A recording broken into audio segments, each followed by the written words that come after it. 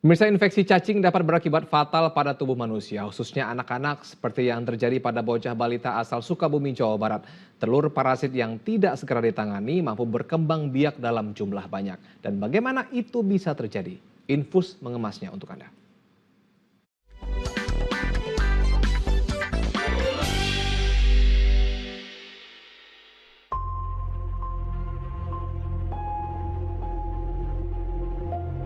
Cacingan pada anak bisa berdampak serius jika tak segera diatasi.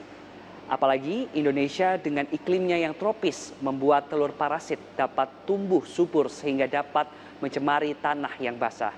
Hal ini membuat negara kita menjadi salah satu negara endemik penyakit kecacingan.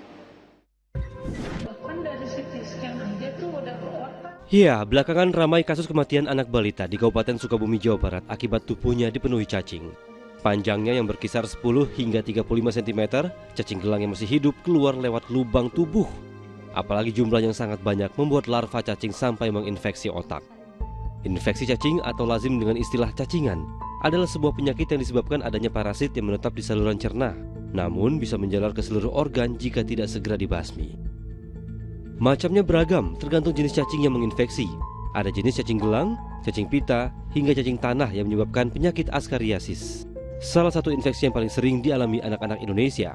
Sebab parasit bernama latin Ascaris lumbricoides menggunakan manusia sebagai inang utamanya.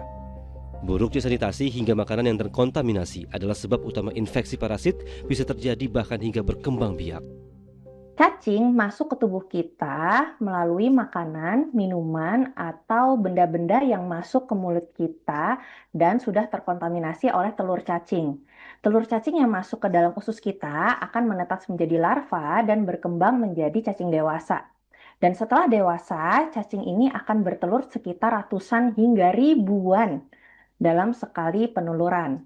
Dan cacing ini terus berkembang biak dan lama-lama memenuhi usus kita dan bisa ke paru-paru dan jantung kita. Infeksi cacing mampu menular ke orang lain namun bisa dicegah dengan pola perilaku bersih. Sebagai langkah menurunkan angka kecacingan, pemberian obat pencegahan massal cacingan atau POPM diberikan pada anak usia sekolah yaitu 2 hingga 12 tahun setiap 6 bulan sekali. Program ini biasa diberikan pada bulan Februari dan Agustus di sekolah atau puskesmas. Yang wajib dikenali adalah gejala-gejala yang ditimbulkan pada anak. Gatal pada area kemaluan hingga menyebabkan sulitnya naik berat badan merupakan indikasi yang sangat nyata terlihat. Ya, pentingnya meningkatkan kesadaran masyarakat akan bahaya infeksi cacingan diperingati melalui Hari Waspada Cacing Nasional setiap 23 Juli. Harapannya agar bahaya penyakit cacingan dapat terhindar di tengah masyarakat.